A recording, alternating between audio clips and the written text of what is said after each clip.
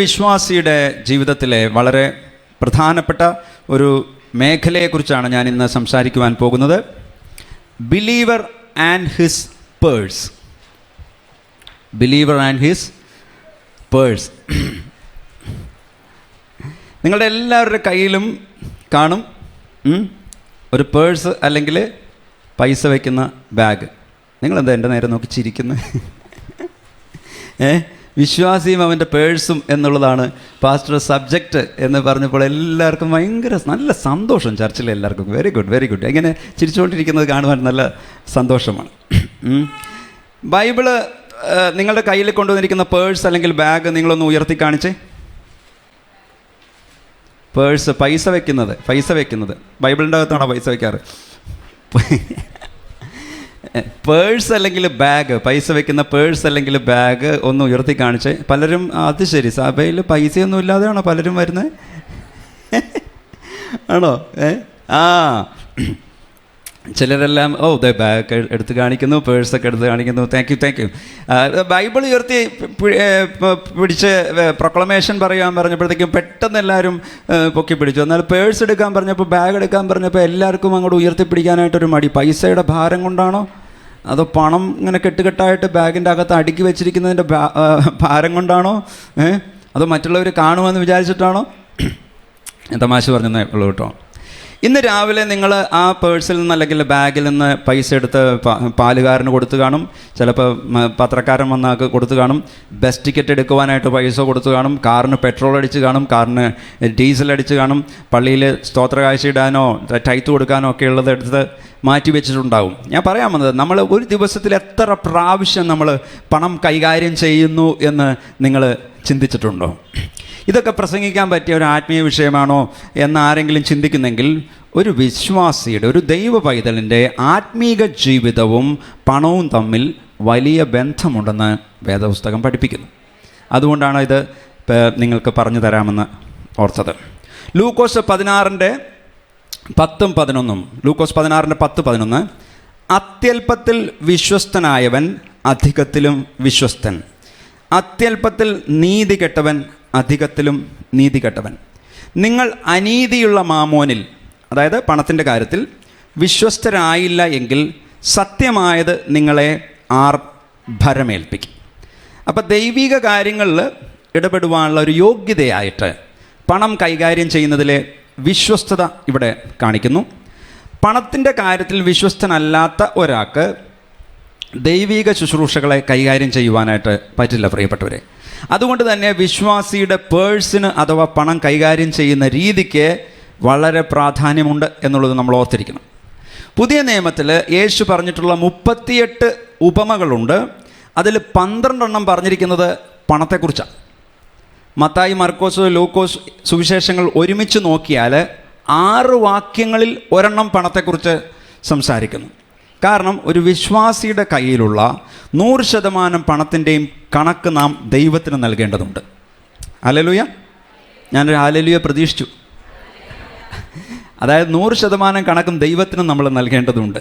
അപ്പം നമ്മുടെ ജീവിതത്തിൽ കൈകാര്യം ചെയ്യുവാൻ വേണ്ടി പണം നൽകുന്നത് ഒരു ദൈവവൈതലിനെ സംബന്ധിച്ച് ഓർത്തിരിക്കേണ്ട കാര്യം, തമ്പുരാനാണ് നമ്മളെ ഏൽപ്പിക്കുന്നതെന്നുള്ള കാര്യം നമ്മൾ മറന്നു പോകരുത്. അത് നമ്മൾ അംഗീകരിക്കണം. സാധാരണ മനുഷ്യൻ പറയും, നോർമലായിട്ടുള്ള ആളുകൾ പറയും, എൻ്റെ കഴിവ് കൊണ്ട് ഞാൻ പണമുണ്ടാക്കി, ഞാൻ ഒത്തിരി അധ്വാനിച്ച് പണമുണ്ടാക്കി, അല്ലെങ്കിൽ ഞാൻ ഒത്തിരി അധ്വാനിച്ച് എൻ്റെ ബിസിനസ് ബിൽഡ് ചെയ്തു, അത് ഫ്ലറിഷ് ചെയ്തു, അതുകൊണ്ട് ഞാൻ പണമുണ്ടാക്കി, ഞാൻ മറ്റുള്ളവരെക്കാൾ മിടുക്കനായതുകൊണ്ട് ഞാൻ പണമുണ്ടാക്കി. പക്ഷെ ഒരു വിശ്വാസിയുടെ, ഒരു ദൈവ പൈതലിൻ്റെ മനോഭാവം എങ്ങനെ വേണമെന്ന് ആവർത്തനം 8:18 പറയുന്നു. ആവർത്തനം 8:18.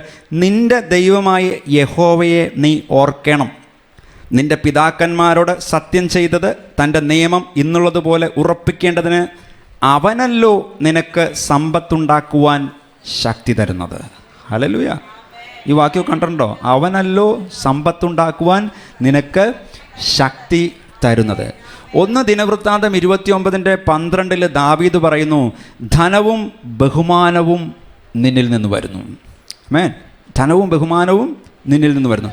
അപ്പം നമ്മുടെ സമയം, കഴിവുകൾ, പണം എന്നിവയുടെ എല്ലാം കാര്യവിചാരകന്മാർ അല്ലെങ്കിൽ സ്റ്റുവാർഡ്സ്, അത് സൂക്ഷിപ്പുകാരാണ് നമ്മൾ. അത് നമ്മളെപ്പോഴും ദൈവവേദത്തിൽ മനസ്സിലാക്കിയിരിക്കണം. ദൈവം നമ്മളെ അത് ഉപയോഗിക്കുവാനായിട്ട്, സൂക്ഷിക്കുവാനായിട്ട് ഏൽപ്പിച്ചിരിക്കുന്ന കാര്യവിചാരകന്മാർ അല്ലെങ്കിൽ സ്റ്റുവേർഡ്സാണ് നമ്മൾ. അപ്പോൾ തന്നെ നാം എങ്ങനെ ഇതെല്ലാം ഉപയോഗിച്ചു എന്നതിന് ദൈവത്തിൻ്റെ സന്നിധിയിൽ നമ്മൾ കണക്ക് കൊടുക്കേണ്ടവരാണെന്നുള്ള കാര്യവും നമ്മൾ മറന്നുപോകരുത്. മാത്രമല്ല, നമ്മുടെ പണം കൈകാര്യം ചെയ്യുന്ന രീതി ശരിയല്ലെങ്കിൽ ദൈവത്തിന് നമ്മളെ പ്രിയപ്പെട്ടവരെ ആത്മീക ശുശ്രൂഷയിൽ ഉപയോഗിക്കുവാൻ സാധിക്കാതെ വരും. നിങ്ങളുടെ സാമ്പത്തിക കാര്യങ്ങൾ കുഴഞ്ഞു കിടക്കുന്നെങ്കിൽ, അതിൽ ക്രമക്കേടുണ്ടെങ്കിൽ, ഒരു ദൈവ പൈതൽ എന്നുള്ള നിലയിൽ നിങ്ങൾ മനസ്സിലാക്കേണ്ടത് ഇതൊരു ആത്മീക വിഷയമായിട്ട് തന്നെ നിങ്ങൾ കണ്ട് അത് ശരിയാക്കിയെടുക്കുവാനായിട്ട് ശ്രമിക്കണം.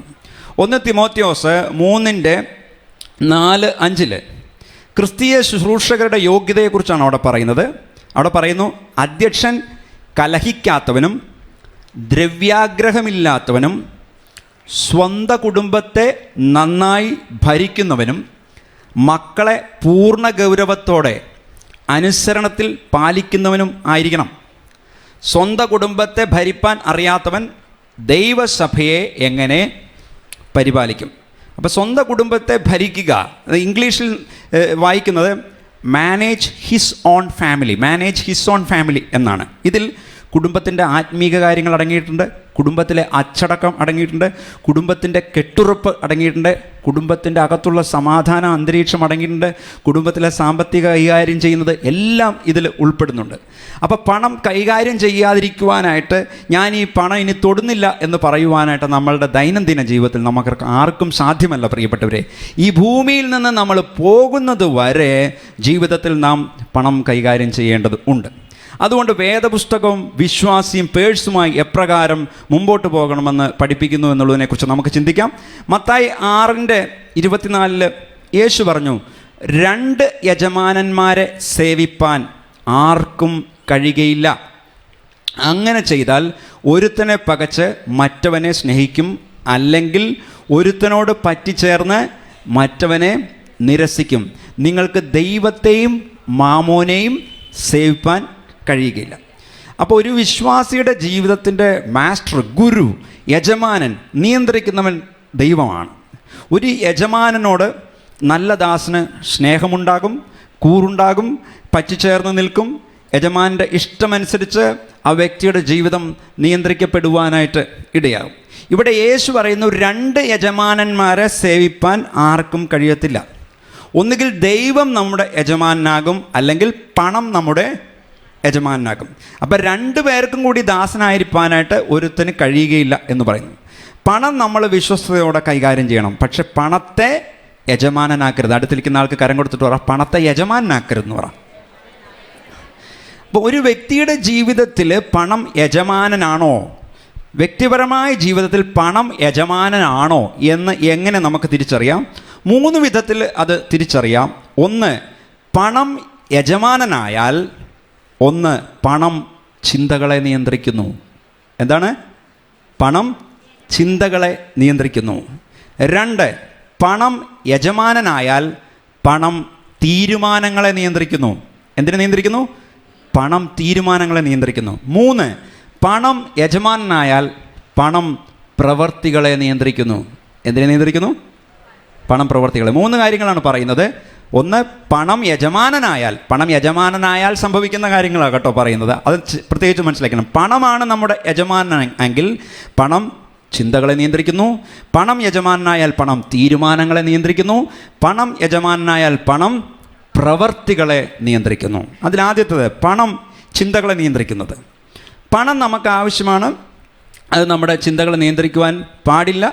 ചിലർക്ക് ഈ ഒരൊറ്റ ചിന്ത മാത്രമേ ഉള്ളൂ. എന്താ? എങ്ങനെ പണം സമ്പാദിക്കാം, എങ്ങനെ അത് നമുക്ക് ഡബിളാക്കാം, എങ്ങനെ നമുക്കത് ട്രിപ്പിളാക്കാം, ഏത് ബാങ്കിലിട്ടാലാണ് ഏറ്റവും കൂടുതൽ പലിശ ലഭിക്കുന്നത്, അല്ലെങ്കിൽ ഏത് വ്യക്തിക്ക് കൊടുത്താലാണ് നമുക്ക് ഏറ്റവും കൂടുതൽ പലിശ ലഭിക്കുന്നത്. ഇതൊന്നും ചിന്തിക്കരുതെന്നല്ല ഞാൻ പറയുന്നത് കേട്ടോ, ഇതൊന്നും നിങ്ങൾ ചിന്തിക്കരുതെന്നല്ല ഞാൻ പറയുന്നത്. എന്നാൽ ഇത് നിങ്ങളുടെ ചിന്തകളെ നിയന്ത്രിച്ചാൽ ദൈവം ഉദ്ദേശിക്കുന്ന രീതിയിലുള്ള ഒരു വിശ്വാസിയാകുവാനായിട്ട് സാധിക്കില്ല. അതായത് പണം നിങ്ങളുടെ യജമാനാകരുതെന്നുള്ളതാണ് ഞാൻ പറയുന്നതിൻ്റെ അർത്ഥം. അല്ലാതെ നിങ്ങളിത് ഫിനാൻസ് അങ്ങനെ ഡീൽ ചെയ്തെന്നുള്ള കാര്യമല്ല ഞാൻ പറയുന്നത്. ചിലർക്ക് പ്രാർത്ഥനയ്ക്ക് ഇരിക്കുമ്പോഴേക്കും കോൺസെൻട്രേറ്റ് ചെയ്യാൻ പറ്റില്ല. എന്താ കാരണം? പണത്തെക്കുറിച്ചുള്ള ചിന്തയാണ്. എപ്പോഴും പൈസയെക്കുറിച്ചുള്ള ചിന്തയായിരിക്കും. ഇപ്രകാരമുള്ളവർക്ക് കുടുംബത്തിൻ്റെയും ബന്ധങ്ങളുടെയും സന്തോഷം അനുഭവിക്കുവാനായിട്ട് ബുദ്ധിമുട്ടാകും. പണം യജമാനായ ഒരു ശിഷ്യൻ യേശുവിനുണ്ടായിരുന്നു. യേശു തൻ്റെ ശിഷ്യന്മാരെ വിളിച്ചത് എന്നെ അനുഗമിക്കുക എന്ന് പറഞ്ഞാണ്. മറ്റ് ശിഷ്യന്മാരെ പോലെ തന്നെ ഇസ്കറിയോത്ത യൂദായും യേശുവിനെ അനുഗമിക്കുവാനായിട്ട് ഇറങ്ങിയതാണ്.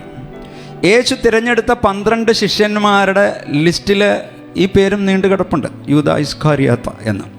ഒരു ശിഷ്യൻ്റെ ഗുരു, യജമാനൻ എല്ലാം യേശുവാണ്. എന്നാൽ ഇസ്കറിയോത്ത യൂദായ്ക്ക് അതിന് സാധിച്ചില്ല. യൂദ 2 യജമാനന്മാരെ സേവിക്കുവാനായിട്ട് ശ്രമിച്ചു. യേശുവിനെയും പണത്തെയും യൂദ സേവിക്കുവാനായിട്ട് ശ്രമിച്ചു. യേശുവിൻ്റെ കൂടെ മിനിസ്ട്രിക്ക് നടക്കുമ്പോഴും യൂദയുടെ ചിന്ത മുഴുവൻ എന്തായിരുന്നു? പണത്തെക്കുറിച്ചുള്ളതായിരുന്നു യൂദയുടെ ചിന്ത. ബേഥാന്യയിൽ ഒരു ദിവസം യേശു അത്താഴ വിരുന്നിനിരിക്കുമ്പോൾ ലാസറിൻ്റെ സഹോദരി മറിയ വിലയേറിയ സ്വച്ഛജടമാംസി തൈലം ഒരു റാത്തിലെടുത്ത് യേശുവിൻ്റെ കാലിൽ പൂശി തൻ്റെ തലമുടി കൊണ്ട് കാൽ തുവർത്തി. തൈലത്തിൻ്റെ സൗരഭ്യം കൊണ്ട് വീട് നിറഞ്ഞു. മറിയ യേശുവിൻ്റെ കാലിൽ പൂശിയ ആ തൈലത്തിൻ്റെ സുഗന്ധം ആ വീട്ടിൽ നിറഞ്ഞു. എന്ത് നല്ല സുഗന്ധം എന്ന് എല്ലാവരും ചിന്തിച്ചു. എന്നാൽ ഈ സമയത്ത് യൂദായുടെ ചിന്ത എന്തായിരുന്നു എന്ന് യോഹന്നാൻ 12:4 മുതൽ 6 വരെ കാണാം. ഞാനിത് പറഞ്ഞുകൊണ്ടിരുന്നപ്പോൾ നമ്മുടെ ഈ റൂമിൽ അവരിപ്പോൾ പെർഫ്യൂം അടിച്ചു അല്ലേ? അവിടെ വെച്ചിരിക്കുന്ന പെർഫ്യൂം അവർ സ്പ്രേ ചെയ്തു, മണം വന്നില്ലേ? ഇതാണ് ഈ 3D 4D എഫക്റ്റ് എന്നൊക്കെ പറഞ്ഞാൽ ടെക്നോളജി. അപ്പോൾ ആ ഒരു നല്ല സൗരഭ്യം നമ്മുടെ ഈ ഹോളിൽ ഇപ്പോൾ പരന്നതുപോലെ ആ മുറിയിലും ആ തൈലത്തിൻ്റെ സുഗന്ധം പരക്കുവാനായിട്ട് ഇടയായി. എന്നാൽ അവിടെ യോഹന്നാൻ 12:4 മുതൽ 6 വരെ ഇങ്ങനെ കാണുവാൻ സാധിക്കുന്നു. എന്നാൽ അവൻ്റെ ശിഷ്യന്മാരിൽ ഒരുത്തനായ അവനെ കാണിച്ചു കൊടുക്കാനുള്ള യൂദ ഇസ്കറിയോത്താവ് ഈ തൈലം 300 വെള്ളിക്കാശിന് വിറ്റ് ദരിദ്രന്മാർക്ക് കൊടുക്കാഞ്ഞത് എന്ത് എന്ന് പറഞ്ഞു. ഇത് ദരിദ്രരെക്കുറിച്ച് വിചാരമുണ്ടായിട്ടല്ല, അവിടെ എഴുതിയിരിക്കുന്നു നോക്കണേ, അവൻ കള്ളനാകൊണ്ടും പണസഞ്ചി തൻ്റെ പക്കലാകയാൽ അതിൽ ഇട്ടത് എടുത്തു വന്നതുകൊണ്ടുമത്രേ പറഞ്ഞത്. അപ്പം മറിയ വിലയേറിയ തൈലം യേശുവിൻ്റെ കാലിൽ പൂശിയപ്പോൾ യൂദ പിറുപിറുക്കുകയാണ്. എന്തിനാ ഈ പൈസ വെറുതെ കളയുന്നത്? എത്ര പാവപ്പെട്ടവരെ സഹായിക്കുമായിരുന്നു. പുള്ളിയുടെ അകത്ത് ചാരിറ്റി അങ്ങ് വരുക, പാവപ്പെട്ടവരെ സഹായിക്കാനുള്ള ഭയങ്കര സ്നേഹം അങ്ങോട്ട് യൂദയുടെ അകത്ത് വരിക. എനിക്കിവിടെ രസം തോന്നിയ കാര്യം എന്താണെന്ന് വെച്ചാൽ, യൂദ പറഞ്ഞത് കേട്ട് നിന്ന ആളുകൾ വിചാരിച്ചു കാണും, എന്തൊരു നല്ല മനുഷ്യനാണ്, പാവപ്പെട്ടവരോട് ആ മനുഷ്യൻ എന്തൊരു സ്നേഹ. മനുഷ്യൻ്റെ ഹൃദയത്തിലെ ചിന്ത പ്രിയപ്പെട്ടവരെ സർവശക്തനായ ദൈവത്തിനറിയാം കേട്ടോ. നമ്മളുടെ ഹൃദയത്തിലെ എല്ലാ ചിന്തകളും നമ്മുടെ കർത്താവിനറിയാം. അവന് പാവപ്പെട്ടവനോട്, യൂദായ്ക്ക് പാവപ്പെട്ടവനോട് കരുണയുണ്ടായിരുന്നത് കൊണ്ടല്ല, പക്ഷേ യേശുവിൻ്റെ ആ മിനിസ്ട്രി ടീമിൻ്റെ പണസഞ്ചി സൂക്ഷിച്ചത് യൂദയായിരുന്നു. ഇടയ്ക്കിടയ്ക്ക് ആരും അറിയാതെ അതിൽ നിന്ന് മോഷ്ടിച്ചു വന്നിരുന്നു. അവൻ കള്ളനാകം കൊണ്ട് പണസഞ്ചി തൻ്റെ പക്കലാകയാൽ അതിലിട്ടത് എടുത്തു വന്നത് കൊണ്ടത്രേ എന്നാണ് ഇവിടെ എഴുതി വച്ചിരിക്കുന്നത്.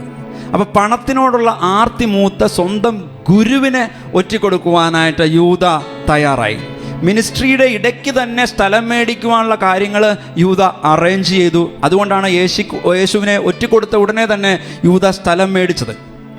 നമുക്കൊരു പക്ഷെ ചിന്ത വരാം, എന്തുകൊണ്ടാണ് യൂദ, കർത്താവിൻ്റെ കൂടെ നടന്ന യൂദ ഇങ്ങനെയൊക്കെ ചെയ്തത്? യൂദ യേശുവിൻ്റെ കൂടെ നടന്നതല്ലേ? മറ്റ് ശിഷ്യന്മാരുടെ കൂടെ യൂദ യേശുവിൻ്റെ കൂടെ നടന്നതല്ലേ?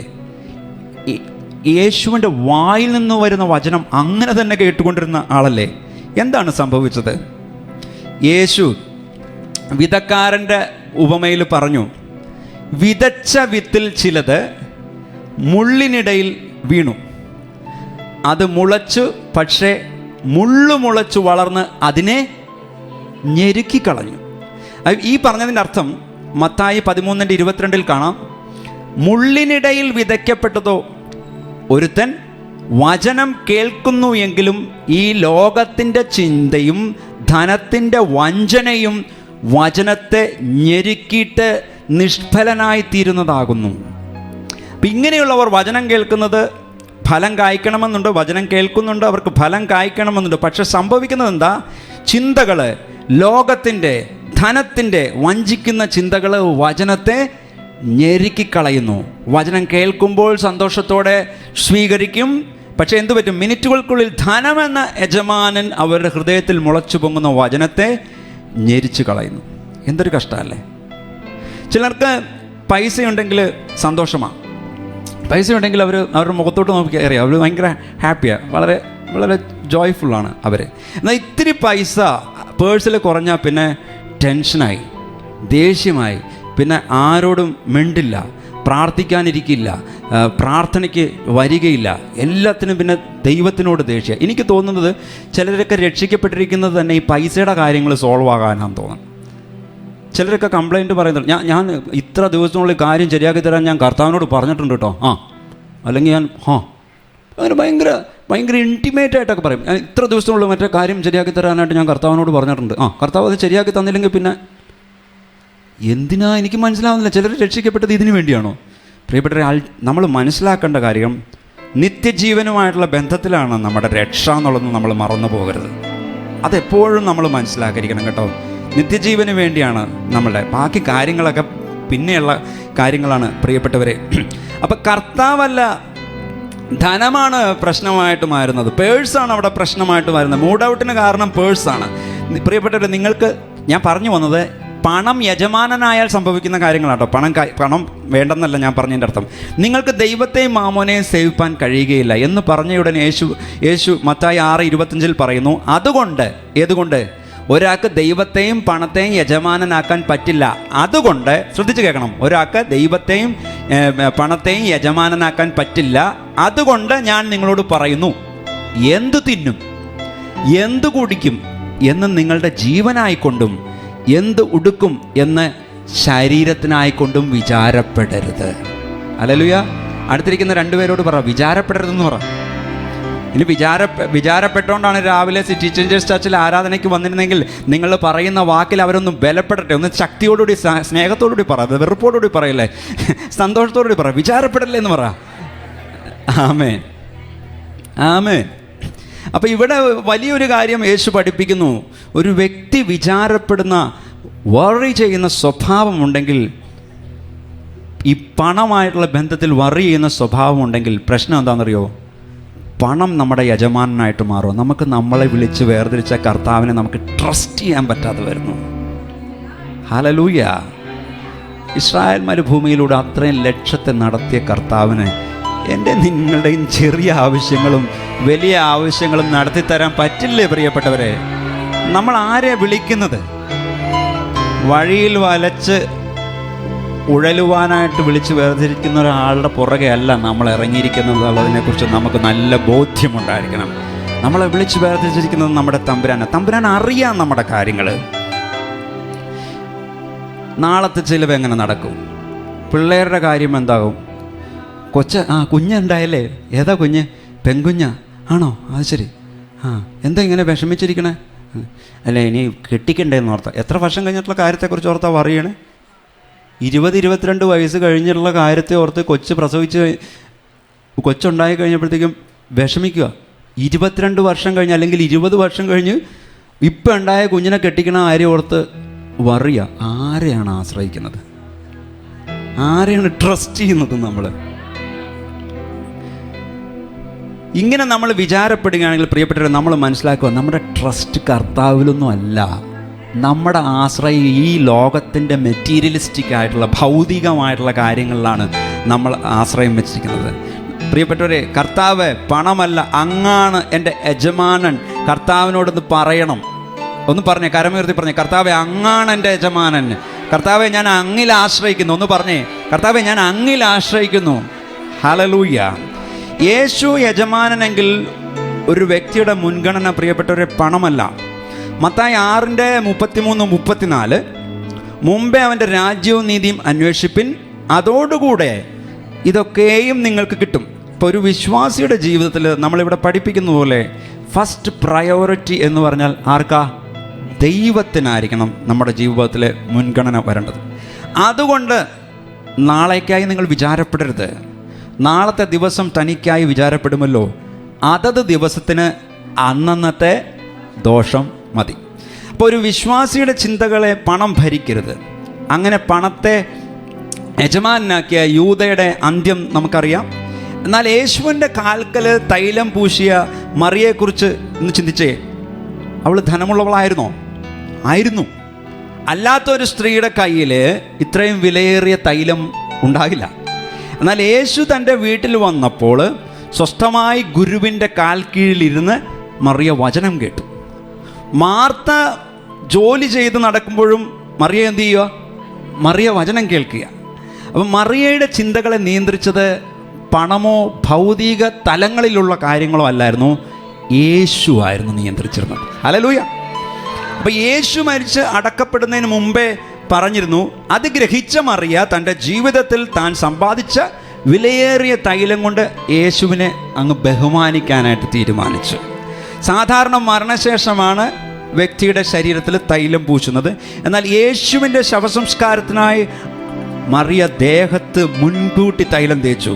അവളെങ്കിൽ നല്ല പ്രവൃത്തിയാണ് ചെയ്തതെന്ന് യേശു പറഞ്ഞു. അപ്പം മറിയയ്ക്ക് പണമുണ്ടായിരുന്നു, പക്ഷേ മറിയയുടെ യജമാനൻ യേശുവായിരുന്നു. ആമേൻ. മറിയയുടെ ചിന്തകളെ നിയന്ത്രിച്ചത് മറിയയ്ക്കുള്ള പണമായിരുന്നില്ല, യേശുവായിരുന്നു അവളുടെ ചിന്തകളെ നിയന്ത്രിച്ചത്. സുവിശേഷം പ്രസംഗിക്കുന്നിടത്തെല്ലാം അവൾ ചെയ്തത് ഓർക്കപ്പെടും എന്ന് യേശു അവളെക്കുറിച്ച് പറഞ്ഞു. ഇന്നും മറിയ ചെയ്തത് നമ്മൾ ഓർക്കുന്നതിൻ്റെ കാര്യം മറ്റെന്തിനേക്കാളും ഉപരി യേശു ഹൃദയത്തിൽ സ്ഥാനം കൊടുത്തു. യേശുവിന് ഹൃദയത്തിൽ മറിയ സ്ഥാനം കൊടുത്തു. ഇവിടെ ഞാനൊരു കാര്യം പറയട്ടെ. പണക്കാർക്ക് മാത്രമാണ് പണത്തിൻ്റെ ചിന്ത, അല്ലെങ്കിൽ പണം യജമാനാകുന്നതെന്ന് ചിന്തിക്കരുത് ദയവേത്. പരമദരിദ്രനാണെങ്കിലും ചിലർക്ക് പൈസയെക്കുറിച്ചായിരിക്കും ചിന്ത. പൈസയുള്ളവരെ കാണുമ്പോൾ അസൂയ തോന്നാം, എനിക്കും പൈസ വേണമെന്നുള്ള ചിന്ത വരാം. പണക്കാരനാണെങ്കിലും പ്രിയപ്പെട്ടവരെ, സാധാരണക്കാരനാണെങ്കിലും ദരിദ്രനാണെങ്കിലും പണം നമ്മുടെ യജമാനാകരുത് എന്നുള്ളതാണ് ഞാൻ പറഞ്ഞു വരുന്നത്. അപ്പോൾ പണം യജമാനായാൽ എന്ത് സംഭവിക്കും? പണം നമ്മുടെ ചിന്തകളെ നിയന്ത്രിക്കും. പണം യജമാനാകുമ്പോൾ പണം തീരുമാനങ്ങളെ നിയന്ത്രിക്കും. പണം യജമാനാകുമ്പോൾ അനുദിന ജീവിതത്തിൽ നമ്മൾ പല തീരുമാനങ്ങൾ എടുക്കേണ്ടി വരുന്നു. നമ്മുടെ യജമാനൻ കർത്താവാണെങ്കിൽ കർത്താവിന് ഇഷ്ടമുള്ള ദൈവത്തിന് യോജിക്കുന്ന തീരുമാനങ്ങളാണ് നമ്മൾ എടുക്കേണ്ടത്. 2 വിവാഹാലോചനകൾ. ഒന്നാമത്തെ ചെറുക്കൻ വിശ്വാസിയാണ്, 25,000 രൂപ ശമ്പളം. രണ്ടാമത്തെ ചെറുക്കൻ വിശ്വാസിയൊന്നുമല്ല, പക്ഷെ 1,00,000 രൂപ ശമ്പളം. ഏത് തിരഞ്ഞെടുക്കും? ദൈവമക്കളാണ് കേട്ടോ. ഏത് തിരഞ്ഞെടുക്കും? അപ്പോൾ അങ്ങ് പ്രാർത്ഥിച്ചിട്ട് പാസ്റ്ററോട് വന്നിട്ട് പറയും, പാസ്റ്റർ ഞങ്ങൾക്ക് പ്രാർത്ഥിച്ചിട്ട് ആ രണ്ടാമത് വന്ന കല്യാണമില്ലേ, അതാണ് ഞങ്ങൾക്ക് ദൈവഹിതമായിട്ട് തോന്നുന്നത്. ഞങ്ങൾ 2-3 പേരോട് ഫോണിൽ വിളിച്ച് കേരളത്തിൻ്റെ അങ്ങേ മൂലയിലും ഇങ്ങേ മൂലയിലൊക്കെ വിളിച്ച് ഞങ്ങൾ ആലോചനയൊക്കെ ചോദിച്ചപ്പം ദൈവത്തിൻ്റെ ഹിതം ഇത് തന്നെയാട്ടോ എന്ന് പറഞ്ഞു. അതായത് വിശ്വാസിയല്ലാത്ത 1,00,000 രൂപയുള്ള ശമ്പളമുള്ള ആളെ വിവാഹം കഴിക്കാനാണ് ദൈവത്തിൻ്റെ ഹിതം.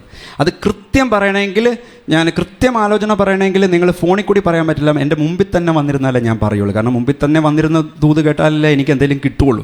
ഫോണിൽ കൂടി പറഞ്ഞാൽ ഫോണിൽ കൂടി അയച്ചു കൊടുക്കാൻ പറ്റും. അപ്പോൾ അങ്ങനത്തെ ശുശ്രൂഷകളൊക്കെ ഉണ്ട്. അതൊക്കെ പോട്ടെ, അതൊന്നും അല്ല വിഷയം. ഈ 25,000 രൂപ ശമ്പളമുള്ള വ്യക്തി അവിശ്വാസിയാണ്. 1,00,000 രൂപ ശമ്പളമുള്ള വ്യക്തി 25,000 രൂപ ശമ്പളമുള്ള വ്യക്തി വിശ്വാസിയാണ്. Thanks Steve. 1,00,000 രൂപ ശമ്പളമുള്ള വ്യക്തി അവിശ്വാസിയാണ്. അപ്പോൾ പിന്നെയും അതിൽ ലോജിക്ക് വരും. ഞാൻ ആ വ്യക്തിയെ വിവാഹം കഴിച്ചു കഴിഞ്ഞാൽ ഞാൻ ആ വ്യക്തിയോട് സുവിശേഷം പറയും, അങ്ങനെ ആ വ്യക്തി രക്ഷിക്കപ്പെടും, ആ വ്യക്തി സ്നാനപ്പെടും, ആ വ്യക്തിയും എൻ്റെ കൂടെ ആരാധനയ്ക്കായിട്ട് വരും. അപ്പോൾ പാസ്റ്റർ ചിന്തിക്കും, 25,000 രൂപയുള്ളവൻ സഭയിൽ വന്നാൽ ടൈത്ത് ഇടുവാണെങ്കിൽ 2,500 രൂപ കിട്ടുള്ളൂ. 1,00,000 രൂപയുള്ളവൻ വന്ന് ടൈത്തിട്ട 10,000 രൂപ. എന്ത് പോട്ടെ, എങ്ങനെയാണെങ്കിലും എനിക്ക് ഗുണമുള്ള കാര്യമാണ്. ഞാൻ പറയാൻ വന്നത് എന്താണെന്ന് വെച്ചാൽ, പ്രിയപ്പെട്ടവരെ, പണം യജമാനനാകുമ്പോൾ പണം തീരുമാനങ്ങളെ നിയന്ത്രിക്കാനായിട്ടിടയാവും. അതാ പറയാൻ വന്നത്. ജോലി, ശമ്പളം, സ്വത്ത് ഇതൊന്നും അന്വേഷിക്കരുത് വിവാഹാലോചനയിൽ എന്നല്ല ഞാൻ പറയുന്നത്. മറിച്ച് ആലോചന വന്നാൽ നിങ്ങൾ കഴിയുന്ന വിധത്തിലെല്ലാം നിങ്ങൾ അന്വേഷിക്കണം. പറ്റുമെങ്കിൽ പ്രൈവറ്റ് ഡിറ്റക്റ്റീവിനെ വെച്ച് നിങ്ങൾ അന്വേഷിക്കണം. ചെക്കൻ നല്ലതാണോ, പെണ്ണ് നല്ലതാണോ.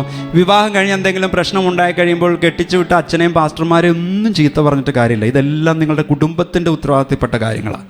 അതുകൊണ്ട് അതെല്ലാം നിങ്ങൾ വളരെ വളരെ കെയർഫുള്ളായിരിക്കണം. ഒരു ചെറുക്കന് 2 കല്യാണാലോചന വന്നു. ആദ്യത്തെ പെണ്ണിൻ്റെ അടുക്കൽ നിന്ന് 5 ലക്ഷം രൂപ കിട്ടും, രണ്ടാമത്തതിൽ നിന്ന് 50 ലക്ഷം കിട്ടും. ഏതായിരിക്കും എടുക്കാൻ സാധ്യത? ഇത്ര സത്യസന്ധരായിട്ടുള്ള വിശ്വാസികളാണ്.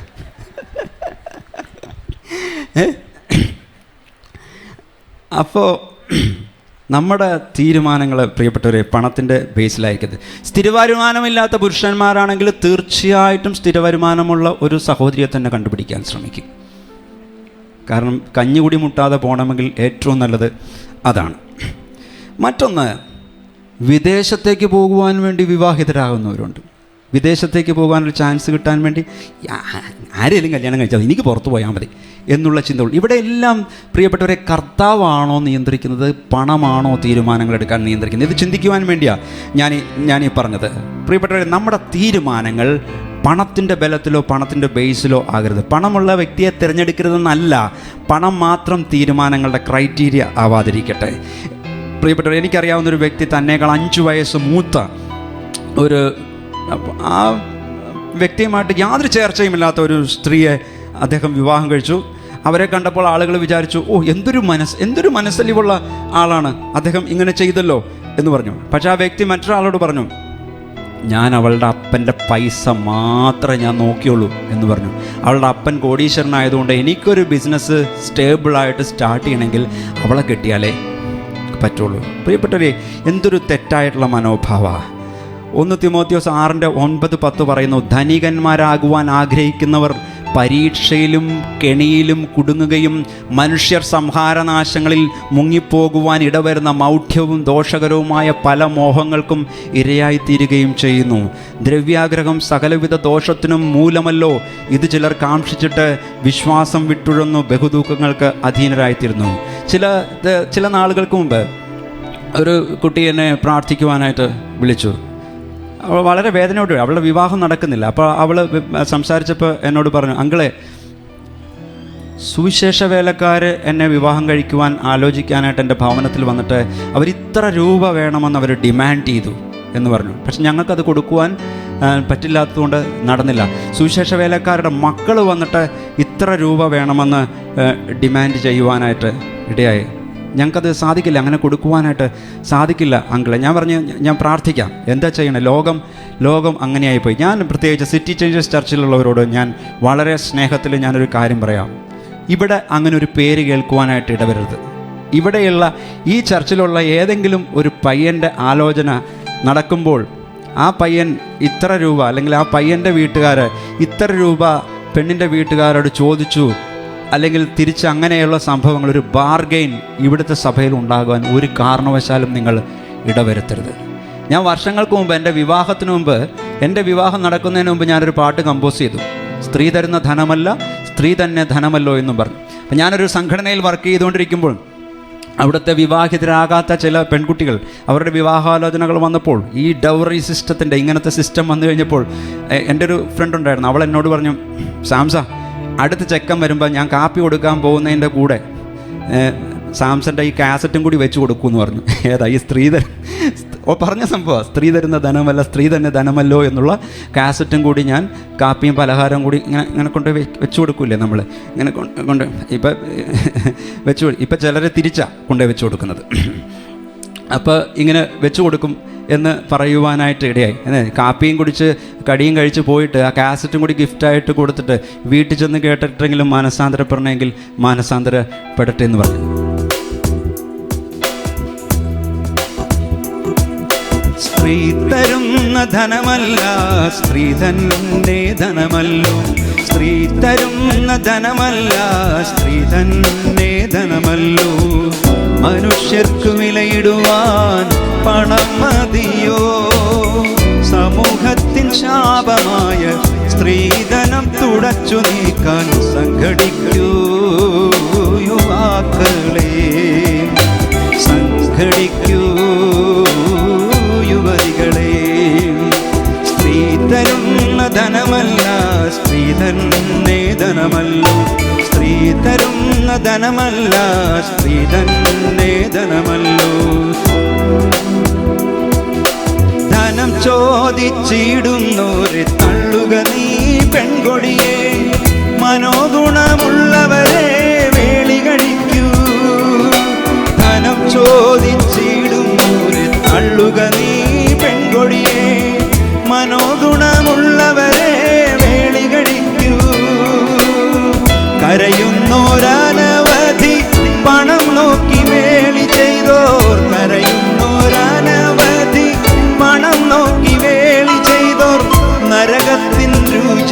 അവർക്കനുദിനവും.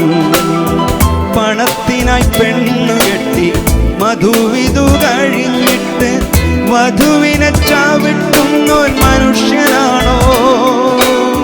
പണത്തിനായി പെണ്ണുകെട്ടി മധുവിധു കഴിഞ്ഞിട്ട് വധുവിനെ ചവിട്ടുന്നോൻ മനുഷ്യനാണോ? കരുണയാൽ താലോടേണ്ട കരങ്ങളാൽ ഭാര്യയുടെ, കരുണയാൽ താലോടേണ്ട കരങ്ങളാൽ ഭാര്യയുടെ കഴുത്തിനെ ഞെരിക്കുന്നോൻ പുരുഷനാണോ? സ്ത്രീ തരുന്ന ധനമല്ല സ്ത്രീ തന്നെ ധനമല്ലോ, സ്ത്രീ തരുന്ന ധനമല്ല സ്ത്രീ തന്നെ ധനമല്ലോ. മനുഷ്യർക്ക് വിലയിടുവാൻ പണം മതിയോ? സമൂഹത്തിൽ ശാപമായ സ്ത്രീധനം തുടച്ചു നീക്കാൻ സംഘടിക്കൂ യുവാക്കളെ, സംഘടിക്കൂ യുവതികളെ. സ്നേഹം തന്നിടുവാൻ തുടിച്ചിടും സ്ത്രീ ഹൃദയം നിന്നയൻ ശരങ്ങളാൽ മുറിവേൽപ്പിച്ചു. സ്നേഹം തന്നിടുവാൻ തുടിച്ചിടും സ്ത്രീ ഹൃദയം നിന്നയൻ ശരങ്ങളാൽ മുറിവേൽപ്പിച്ചു. പണത്തിനായി സ്വർണത്തിനായി കാന്തയെ ദഹിപ്പിച്ചു, പണത്തിനായി സ്വർണത്തിനായി കാന്തയെ ദഹിപ്പിച്ചു. പരസ്ത്രീയിൽ സുഖം തേടും പണക്കോതിയൻ. പരിഷ്കാരമേറെയായി കാലമേറെ നീങ്ങി വന്നു, പുരുഷർക്ക് മടിയില്ല പണം ഇരക്കാൻ. പരിഷ്കാരമേറെയായി കാലമേറെ നീങ്ങി വന്നു, പുരുഷർക്ക് മടിയില്ല പണം ഇരക്കാൻ. സമൂഹത്തിൽ വൃണമായ സ്ത്രീധനത്തെ വളർത്തല്ലേ, സമൂഹത്തിൽ വൃണമായ സ്ത്രീധനത്തെ വളർത്തല്ലേ. സർവദോഷം വരുന്നതും പണമോഹത്താ. സ്ത്രീ തരുന്ന ധനമല്ല സ്ത്രീ തന്നെ ധനമല്ലോ, സ്ത്രീ തരുന്ന ധനമല്ല സ്ത്രീ തന്നെ ധനമല്ലോ. മനുഷ്യർക്ക് വിലയിടുവാൻ പണം മതിയോ? സമൂഹത്തിൽ ശാപമായ സ്ത്രീധനം തുടച്ചു നീക്കാൻ സംഘടിക്കൂ യുവാക്കളെ, സംഘടിക്കൂ യുവതികളെ. സ്ത്രീ തരുന്ന ധനമല്ല സ്ത്രീ തന്നെ ധനമല്ലോ, സ്ത്രീ തരുന്ന ധനമല്ല സ്ത്രീ തന്നെ ധനമല്ലോ. ഹല്ലേലൂയ. ഞാൻ വിചാരിച്ച അറ്റ്ലീസ്റ്റ് സഹോദരിമാരെങ്കിലും അത് കൈയടിച്ച് പാടുമെന്ന് വിചാരിച്ചു. ഹല്ലേലൂയ. ചിലപ്പോൾ ചിലരുടെ മനസാക്ഷിയിൽ പാട്ട് ചിലപ്പോൾ കുത്തലുണ്ടാക്കാൻ സാധ്യതയുണ്ട്. പാസ്റ്റർ നേരത്തെ അറിഞ്ഞായിരുന്നെങ്കിൽ ഞങ്ങൾ അങ്ങനെ ഇനിയാണെങ്കിലും തിരുത്താം, മക്കളുടെ കാര്യത്തിലാണെങ്കിലും തിരുത്താം. ഹല്ലേലൂയ. കരമുയർത്തിയിട്ട് ഹല്ലേലൂയ പറഞ്ഞേ. ഇതൊരു പാസ്റ്റർ ഞങ്ങളൊരു ഉണർവ് പ്രസംഗം പ്രതീക്ഷിച്ചു വന്നു, പക്ഷേ ഞങ്ങളുടെ ഹൃദയത്തോട് ഇത് സംസാരിക്കുന്നു, കുത്തുന്നു. ഹല്ലേലൂയ. പ്രിയപ്പെട്ടവരുടെ, ദ്രവ്യമല്ലെങ്കിൽ പണം, അതിൽ തന്നെ ദോഷമോ തെറ്റോ അല്ല. പക്ഷെ പണത്തോടുള്ള അതിമോഹം, ദ്രവ്യാഗ്രഹം സകലവിധ ദോഷത്തിലേക്കും നടത്തും. പണം എങ്ങനെ കൈകാര്യം ചെയ്യുന്നു എന്നതിനെ ആശ്രയിച്ചാണ് അത് ഗുണവും ദോഷവുമാകുന്നത്. ദ്രവ്യമല്ല, പക്ഷെ ദ്രവ്യാഗ്രഹം വന്നാൽ അത് നമ്മുടെ ആർദ്രതയുടെ ഉറവിനെ വറ്റിച്ച് കളയുവാനായിട്ട് ഇടയാവും. ധാർമ്മിക മൂല്യങ്ങളുടെ അടിത്തറ അത് ഇളക്കുവാനായിട്ട് ഇടയാവും. നീച പ്രവൃത്തികൾക്ക് പ്രിയപ്പെട്ടവരെ അത് പ്രചോദനം നൽകും. എനിക്ക് പഴയ നിയമത്തിലെ ഒരു പ്രവാചക ശിഷ്യനെ ഓർമ്മ വരുന്നു, ഗേഹസി. എലീശ പ്രവാചകൻ്റെ ബാല്യക്കാരനും കൂടെ നടന്ന വ്യക്തിയുമായിരുന്നു ഗേഹസി.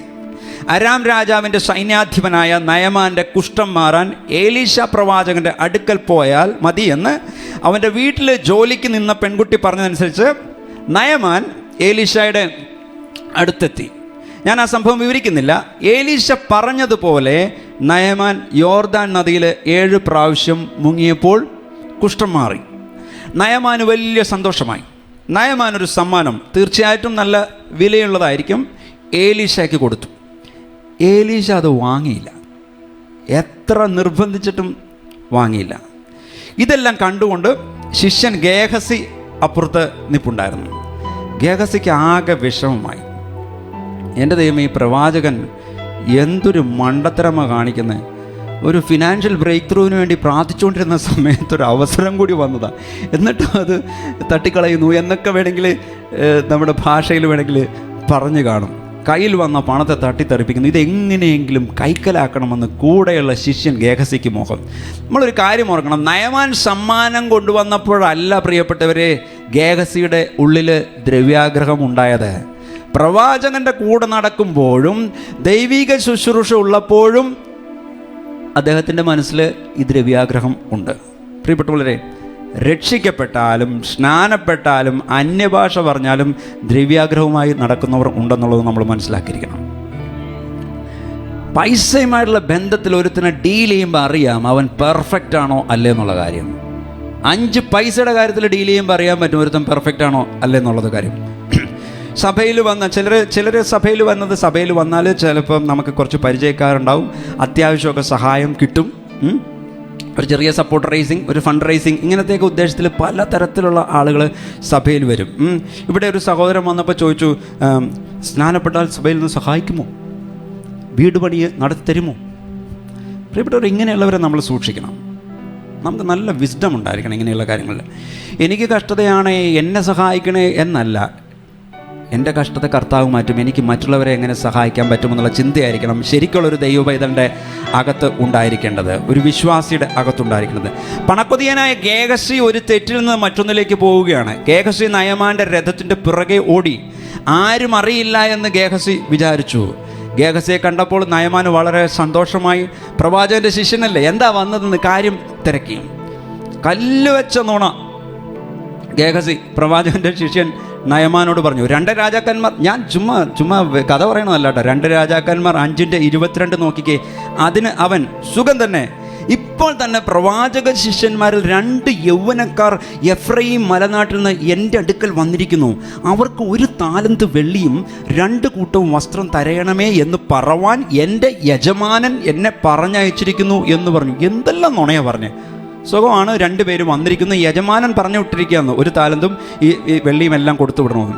ഇത് വിശ്വസിച്ച നയമാൻ 1 താലന്തിന് പകരം 2 താലന്ത് വെള്ളിയും വസ്ത്രവും എല്ലാം ഗേഹസിക്ക് കൊടുത്തു. ഗേഹസിക്ക് ഭയങ്കര സന്തോഷം. അത് വീട്ടിൽ ഒളിപ്പിച്ച് ഒന്നും അറിയാത്തതുപോലെ എലീശയുടെ മുമ്പിൽ മാന്യനായിട്ട് വന്നു. നമുക്കറിയാം വേദപുസ്തകത്തിലെ ഈ സംഭവം. ഗേഹസി ചെയ്ത തെറ്റ് എലീശയ്ക്ക് വെളിപ്പെട്ടു. പ്രിയപ്പെട്ടവരെ, ദ്രവ്യാഗ്രഹിയായ ഗേഹസിക്ക് കിട്ടിയത് നയമാൻ്റെ കുഷ്ഠമായിരുന്നു. അവനും അവൻ്റെ സന്തതിക്കും കുഷ്ഠം കൂടെ കിട്ടി. പ്രിയമുള്ളവരെ, പണം നമ്മുടെ യജമാനനാകരുത്. പണം നമ്മുടെ തീരുമാനങ്ങളെ നിയന്ത്രിക്കരുത്. അൾട്ടിമേറ്റ്ലി അത് നാശത്തിലേക്ക് എത്തിക്കുന്നു. പണം യജമാനനായാൽ എന്താ സംഭവിക്കുന്നത്? പണം യജമാനനായാൽ പണം നമ്മുടെ ചിന്തകളെ നിയന്ത്രിക്കുന്നു. പണം യജമാനായാൽ പണം നമ്മുടെ തീരുമാനങ്ങളെ നിയന്ത്രിക്കുന്നു. 3, പണം യജമാനായാൽ പണം പ്രവർത്തികളെ, ആക്ഷൻസിനെ നിയന്ത്രിക്കുവാനായിട്ട് ഇടയാവും. ഒരു വിശ്വാസിയെ നിയന്ത്രിക്കേണ്ടത് പരിശുദ്ധാത്മാവാണ്. എന്നാൽ പണത്തെ യജമാനാക്കുമ്പോൾ അത് നമ്മുടെ പ്രവർത്തികളെ നിയന്ത്രിക്കുവാനായിട്ട് തുടങ്ങും. പണം നിയന്ത്രിക്കുന്ന വ്യക്തിക്ക് തന്നേക്കാൾ പണമുള്ളവനോട് അസൂയ തോന്നും. കണ്ണുകടി എന്ന് നാടൻ ഭാഷയിൽ പറയും. കൊച്ചുകുട്ടികളോടൊക്കെ പറയുവാണെങ്കിൽ നമ്മൾ ജലൂസിൽ എന്ന് പറയും. ജലസി എന്ന് പറയുന്നതിനും ജലൂസിൽ കഴിച്ചതിൻ്റെയാണ് എന്ന് നമ്മൾ പറയും അസൂയയ്ക്ക്, അല്ലേ? അപ്പം അവൻ്റെ ഒരു നടപ്പ് കണ്ടോ, അവൻ്റെ കാറ് കണ്ടോ, അവൻ്റെ വീട് കണ്ടോ, പണമുള്ളവരെ നോക്കി മറ്റുള്ളവർ ചിലപ്പോൾ അസൂയപ്പെടും. അസൂയ മൂക്കുമ്പോൾ എങ്ങനെയൊക്കെ ആ വ്യക്തിയെ നമുക്ക് താറടിച്ച് മറ്റുള്ളവരുടെ മുമ്പിൽ പറഞ്ഞ് പരത്തി നശിപ്പിക്കാവോ അതിനുള്ള സകല ശ്രമങ്ങളും നടത്തും. അതിന് ബന്ധുക്കളെന്നോ ഫ്രണ്ട്സെന്നോ അങ്ങനെയൊന്നുമില്ല. അസൂയ വന്നു കഴിഞ്ഞാൽ മനുഷ്യനെക്കുറിച്ച് പറയാവുന്നത് മുഴുവൻ പറഞ്ഞു പരത്തും. അപ്പോൾ പണം യജമാനനാണെങ്കിൽ പാവപ്പെട്ടവനോട് പുച്ഛം തോന്നും. പാവപ്പെട്ടവൻ്റെ വസ്ത്രധാരണം, ഭാഷ, ശൈലി എല്ലാത്തിനോടും ഒരു പുച്ഛം തോന്നും. എന്നാൽ പ്രിയപ്പെട്ടവരെ, കർത്താവ് യജമാനായ വ്യക്തിക്ക് അറിയാം, ദരിദ്രനെ നിന്ദിക്കുന്നവൻ തൻ്റെ സൃഷ്ടാവിനെ നിന്ദിക്കുന്നു. ചർച്ച ശ്രദ്ധിച്ചു കേൾക്കണം. ദരിദ്രനെ നിന്ദിക്കുന്നവൻ സൃഷ്ടാവിനെയാണ് നിന്ദിക്കുന്നത്. ചർച്ച ശ്രദ്ധിച്ചു കേൾക്കണം. യാക്കോബിൻ്റെ ലേഖനത്തിൽ പറയുന്നു, മുഖപക്ഷം കാണിക്കരുത്. പണത്തിൻ്റെ ബേസിൽ ആളുകളെ അളക്കരുത്. നമ്മൾ എല്ലാ മനുഷ്യരും ദൈവത്തിൻ്റെ സന്നിധിയിൽ തുല്യരാണെന്നുള്ള ചിന്ത നമ്മുടെ ഉള്ളിൽ, എല്ലാവരുടെ ഉള്ളിലും നമുക്ക് ശക്തമായിട്ട് വേണം പ്രിയപ്പെട്ടവരെ. ചിലർ പണമുള്ളവരുമായിട്ട് മാത്രം സൗഹൃദം സ്ഥാപിക്കാനായിട്ട് ശ്രമിക്കും. പണമുള്ളവരുടെ ഗ്രൂപ്പ്, പാവപ്പെട്ടവരുടെ ഗ്രൂപ്പ്, ഇടനിലക്കാരുടെ ഗ്രൂപ്പ്, കറുത്തവരുടെ ഗ്രൂപ്പ്, വെളുത്തവരുടെ ഗ്രൂപ്പ്, ഇടയിൽ കളറുള്ളവൻ്റെ ഗ്രൂപ്പ്, ഇതൊന്നും ദൈവസഭയിൽ പാടില്ല. ഞാനൊരു വർഷിപ്പ് ലീഡർ ആയതുകൊണ്ട് വെളുത്ത പെന്തിക്കോസ്തുകാരുടെ സഭയിലും കറുത്ത പെന്തിക്കോസ്തുകാരുടെ സഭയിലും പോയി പാടേണ്ട അവസ്ഥ എനിക്കുണ്ടായിട്ടുണ്ട്. പക്ഷേ എനിക്ക് വളരെ ചിന്തയുണ്ടായി, എന്താ ഇങ്ങനത്തെ ഒരു ഡിവിഷൻ ഇതിൻ്റെ ഇടയിൽ വരുവാനായിട്ട്. വെളുത്ത പെന്തിക്കോസ്ത്, കറുത്ത പെന്തിക്കോസ്ത്, വെളുത്ത വിശ്വാസി, കറുത്ത വിശ്വാസി, പാവപ്പെട്ട വിശ്വാസി, പണക്കാരനായ വിശ്വാസി. പ്രിയപ്പെട്ടവരെ, ദൈവസഭയിൽ അത് ഉണ്ടാകാൻ പാടില്ല. ദൈവസഭയിൽ അത് ഉണ്ടാകാൻ പാടില്ല. ദൈവസഭയിൽ അത് ഉണ്ടാകുന്നുണ്ടെങ്കിൽ ദൈവവചനത്തിന് വിരുദ്ധമാണ് ആ കാര്യങ്ങൾ സംഭവിക്കുന്നതാണ്. സാമ്പത്തിക ലക്ഷ്യങ്ങളോടെ ബന്ധങ്ങൾ സ്ഥാപിക്കാനായിട്ട് ആരും ശ്രമിക്കരുത്. ഒരാളുമായിട്ട് പൈസയുണ്ടെന്നുള്ള രീതിയിൽ അടുത്ത് കഴിയുമ്പോൾ പൈസ ഇല്ലയെന്ന് മനസ്സിലായി കഴിയുമ്പോൾ പെട്ടെന്ന് അയാളെ വിട്ടിട്ട് പോകും. അങ്ങനത്തെ സൗഹൃദങ്ങളൊന്നും സ്ഥാപിക്കാനായിട്ട് ശ്രമിക്കരുത്. ദൈവകൃപയാൽ ഈ സഭയിൽ അങ്ങനത്തെ ഒരു വകതിരിവ് ഇല്ലാത്തതിനാലും വിശ്വാസികൾ അങ്ങനത്തെ ഒരു വകതിരിവ് കാണിക്കാത്തതിനുമായിട്ട് ഞാൻ കർത്താവിന് സ്തോത്രം ചെയ്യുന്നു. ഹല്ലേലൂയ. നമ്മൾ പണമുള്ളവനാണെങ്കിലും പണമില്ലാത്തവനാണെങ്കിലും ഇടനിലക്കാരനാണെങ്കിലും എല്ലാവരും ദൈവമക്കളാണെന്നുള്ള കാരണത്താൽ നമ്മൾ ഒരുപോലെ അവരെ സ്നേഹിക്കണം. പ്രിയപ്പെട്ടവരെ, പല കുടുംബ ബന്ധങ്ങൾ തകർന്നുകൊണ്ടിരിക്കുന്നത്, തകർന്ന് തരിപ്പണമായത് ഈ പണം കൈകാര്യം ചെയ്യുന്ന രീതിയിലാണ്. പല ചതികൾ നടക്കപ്പെടുവാനിടയായത് പണത്തിൻ്റെ പേരിലാണ്. പല കൊലപാതകങ്ങൾ നടക്കുവാനിടയായത് പണത്തിൻ്റെ പേരിലാണ്. കർത്താവ് പറഞ്ഞു, 2 യജമാനന്മാരെ സേവിപ്പാൻ ആർക്കും കഴിയുകയില്ല. പ്രിയപ്പെട്ടവരെ, കർത്താവാകട്ടെ നമ്മുടെ യജമാനൻ. അപ്പോൾ പണം ദൈവം നമുക്ക് നൽകുന്ന, ദൈവവിശ്വാസിക്ക് ദൈവം തരുന്ന അനുഗ്രഹമാണെന്ന് വിചാരിക്കണം. ഞാൻ ആദ്യം പറഞ്ഞ അതിൻ്റെ വിചാരകരാണ് നമ്മൾ. അതിൻ്റെ കണക്ക് ബോധിപ്പിക്കേണ്ടവരാണ് നമ്മൾ. ഈ മെസ്സേജ് ഞാൻ അടുത്ത ആഴ്ചയും കൂടി കണ്ടിന്യൂ ചെയ്യും. ഒരു വിശ്വാസിയും അവൻ്റെ പേഴ്സും അനുഗ്രഹിക്കപ്പെട്ടതാണ്. സദൃശവാക്യം 10:22 പറയുന്നു, യഹോവയുടെ അനുഗ്രഹത്താൽ സമ്പത്തുണ്ടാകുന്നു, അധ്വാനത്താൽ അതിനോടൊന്നും കൂടുന്നില്ല. അപ്പം നമ്മുടെ ജീവിതത്തിലെ ആത്മീക മേഖലയിൽ മാത്രമല്ല, ഭൗതിക മേഖലയിൽ, സാമ്പത്തിക കാര്യങ്ങളിൽ നമ്മൾ അനുഗ്രഹിക്കപ്പെടുവാനായിട്ട് കർത്താവ് ആഗ്രഹിക്കുന്നുണ്ട്. അടുത്ത ആഴ്ച ഞാൻ പഠിപ്പിക്കുന്നത് ബിബ്ലിക്കൽ പ്രിൻസിപ്പിൾസ് ഓഫ് ഏർണിംഗ് എന്നുള്ളതാണ്. ബിബ്ലിക്കൽ പ്രിൻസിപ്പിൾസ് ഓഫ് ഏർണിംഗ്, സമ്പാദിക്കുന്നതിലെ വേദപുസ്തക തത്വങ്ങൾ എന്തെന്നുള്ളത് ഞാൻ അടുത്ത ആഴ്ച പഠിപ്പിക്കുന്നതായിരിക്കും. ഇന്നൊരു തീരുമാനമെടുക്കുക, എൻ്റെ ജീവിതത്തിലെ യജമാനൻ കർത്താവാണ്. ഹല്ലേലൂയ. പണം എന്നെ കൺട്രോൾ ചെയ്യുവാനായിട്ട് ഞാൻ സമ്മതിക്കില്ല. ഞാൻ പണത്തെ ദൈവികത പ്രകാരം ഏറ്റവും നന്നായി കൈകാര്യം ചെയ്യും. കണ്ണുകളടയ്ക്കാൻ ഞാൻ നിങ്ങൾക്കായിട്ട് പ്രാർത്ഥിക്കുവാനായിട്ട് ആഗ്രഹിക്കുന്നു. ഞങ്ങളുടെ പിതാവായ ഇസ്രായേലിൻ്റെ ദൈവമായ യഹോവേ, നീ എന്നും എന്നേക്കും വാഴ്ത്തപ്പെട്ടവൻ. മഹത്വവും ശക്തിയും തേജസ്സും യശസ്സും മഹിമയും നിനക്കുള്ളത്. സ്വർഗത്തിലും ഭൂമിയിലുള്ളതൊക്കെയും നിനക്കുള്ളതല്ലോ. യഹോവേ, രാജത്വം നിനക്കുള്ളതാകുന്നു.